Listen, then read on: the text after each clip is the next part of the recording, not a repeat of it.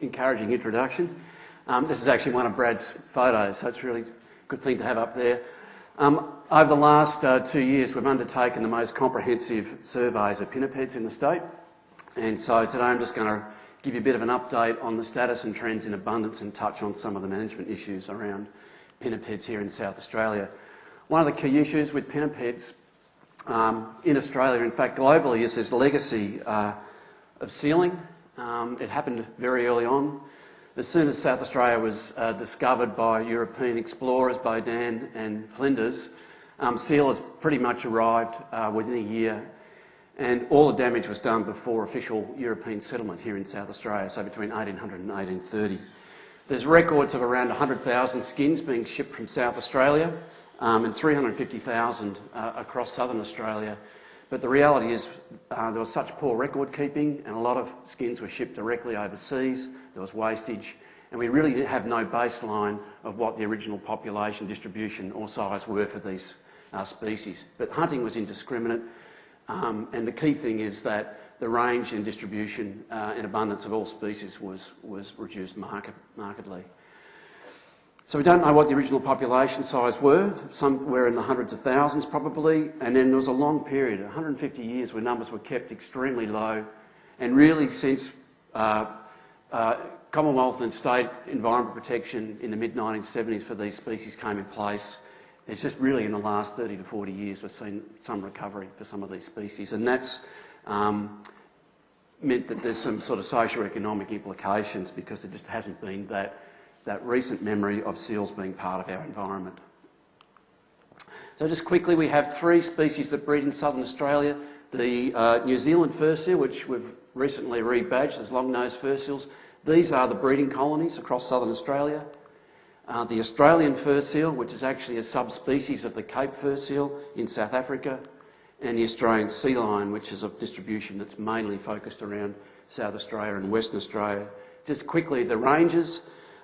New Zealand fur seals are long-nosed fur seals, coastal, shelf and oceanic, and occur also in New Zealand as well. Australian fur seals have a distribution that's largely centred around Bass Strait and Tasmania, but they've recently colonised here in South Australia, so that's a good plus for no species lost. That's a species gain for South Australia. And the Australian sea lion breeds, as I said, in South Australia and Western Australia. Historically, they bred around the Furno group in Bass Strait, and they were eliminated by sealers there. Okay, so in terms of surveying pinnipeds, we usually use measures of pup production. Pups are great because they're the only cohort that's ashore and easily recognisable. They're ashore in their entirety following the breeding season, and we can count them. For adults, of course, the animals are coming and going from sea and on shore all the time, and so pups represent an entire cohort that we can count and measure fairly accurately. For large colonies, so more than 50 pups, we use a method called marker recapture, because if you went out there and just counted what you could see, you would underestimate what is there because they're in the water, they're under rocks, they're not all visible. So for fur seals, we put out a temporary mark and we apply, give them haircuts essentially. We remove a small patch of guard hairs from the head, exposing the pale underfur. As you can see, most of these pups here have got clipped heads. And when we go out and do our, we mark pups in the colony, and then a day or so later we go back through, and because we know how many marked pups are in the population, based on the proportion of marked pups to clear pups, we can then get a good estimate on the total abundance. And that's what we did. Back in January and February 2014, we did a full statewide survey. We monitored over 29 breeding sites, all indicated here. And essentially cutting to the chase, our estimate was 20,431 pups. The bulk, half of them on Kangaroo Island here. There's about 10,000 pups born on Kangaroo Island, mostly at Cape Ganthium and Cape Takuti. And the remainder, around 9,000 pups, are on North and South Neptune Island and Liguania Island off the Lower Eyre Peninsula. All these Western Eyre Peninsula colonies account for only about 2% of the remainder of the total pup production for the state. So there's a strong focus in the distribution here around the Lower Eyre Peninsula and the south coast of Kangaroo Island.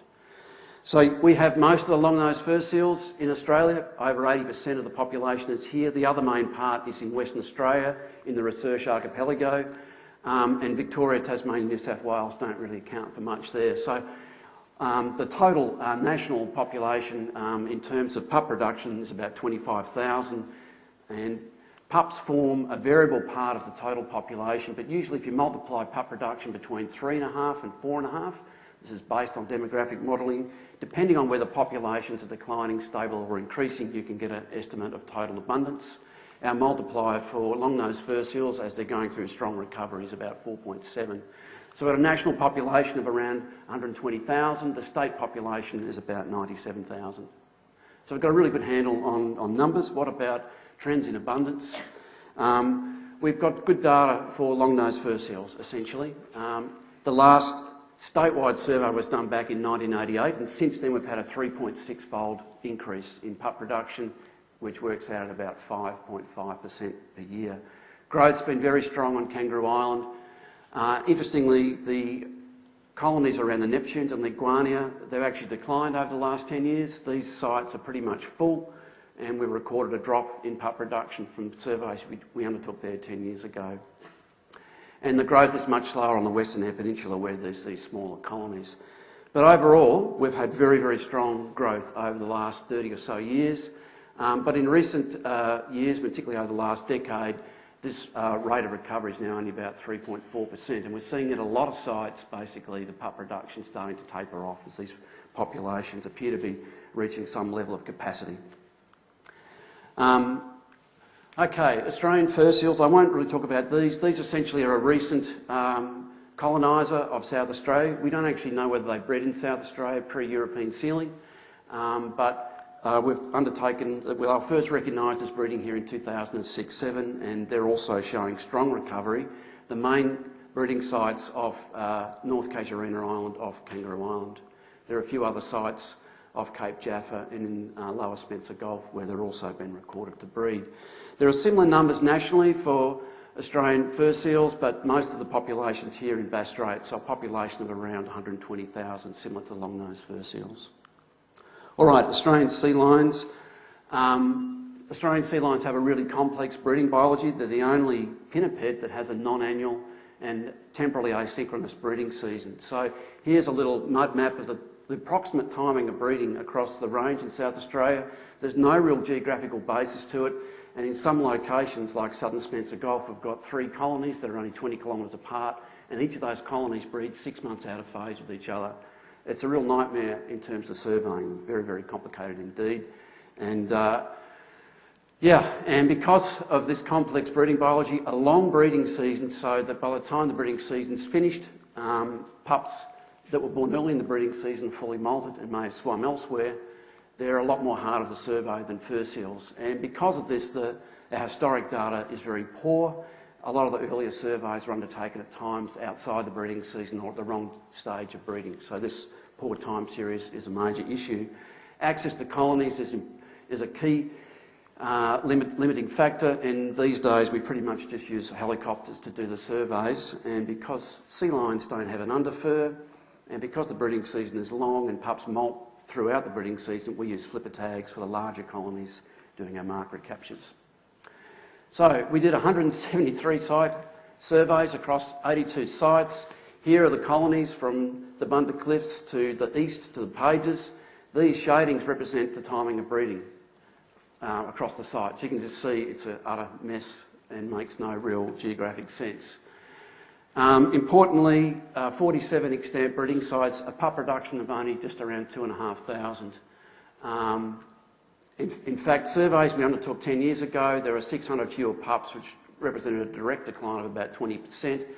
But importantly, unlike the fur seals where colonies, pup production for the larger sites are in the thousands, for sea lions they're very, very low. The mean pup production was only 56. The median pup production, only 20. So half of the colonies we have in South Australia produce fewer than 20 pups.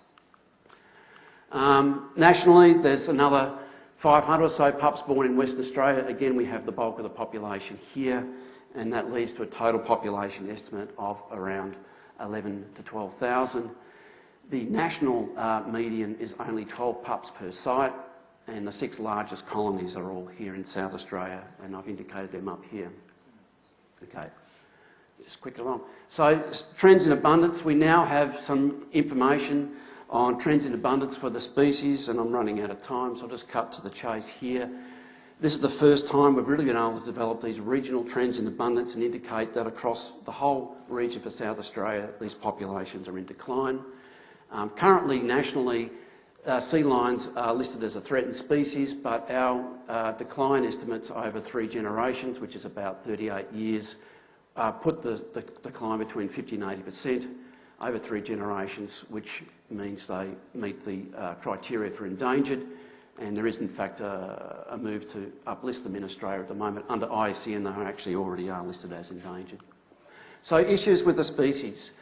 With fur seals, with this recent growth in populations, there's a couple of issues here. Firstly, with the name, New Zealand fur seal, there were perceptions that this species was introduced, feral and from New Zealand, so a whole lot of negatives there. The reality is that they're a native species, and we've recently tried to address this by changing the common name to long-nosed fur seal, and that's now adopted across government in South Australia. Okay. There's perceptions of overabundance and a need to manage populations, and we get this a lot, but the reality is, in fact, all we're seeing is a recovery from past exploitation. It's just the populations have been exceptionally low for the last 150 years, and this recovery has happened fairly recently. There's perceptions about interactions with fisheries and aquaculture, which have increased as populations have grown, and there's also perceptions out there about the impacts on the broader ecosystem, on little penguins and so forth. And so we have a project funded through the FRDC that's really looking at these issues with diet, with tracking, with ecosystem modelling, and also socio-economic surveys which have been undertaken by Melissa Mercy-Bray here at Adelaide University. With Australian sea lions, the issues are different. We've got issues around a lack of recovery and ongoing declines. There's a range of issues here. The most important of these that are listed under the recovery plan is bycatch in fisheries. And off South Australia, we know that the major issue here has been bycatch in demersal gillnet shark fisheries. This is a Commonwealth managed fishery, but it's also fished in state waters. Here's the distribution of fishing effort in the late 2000s, overlain with the distribution of sea lion foraging effort. So there's a lot of overlap there. Work we did with industry indicated about 250 sea lions were being caught a year, and this was unsustainable. But since then, there's been a lot of management intervention. We've had spatial closures of fishing around all colonies. We've had an increase in observer coverage. In fact, there's electronic monitoring, cameras on all boats now that monitor 100% of catch. And the region's been divided into 7 zones, and there's bycatch trigger limits for each of these zones, which range between 1 and 5 sea lions. If these trigger limits are met, there's area closures that last for 18 months for each of these sectors. The problem, though, is we're still seeing declines in these populations, but importantly, we know from demographic work we're undertaking at Seal Bay on Kangaroo Island, females won't have their first pup until they're about between 6 to 10 years of age. And of course, these management measures have been introduced between 2010 and 12, and we've had no recruitment since then. So, in summary, Brad, South Australia is an important region for pinniped biodiversity. We've got most of the country's populations of fur seals and sea lions here. And they're just the key points, and Brad's given me the wrap-up, so there's time for questions. Thank you very much. Thanks, Simon. We've got time for 1 or 2 questions only, so ask them sparingly, please. I could have kept talking. No, we've got a question. Yell it out and Simon will repeat it. I couldn't hear that, I'm sorry.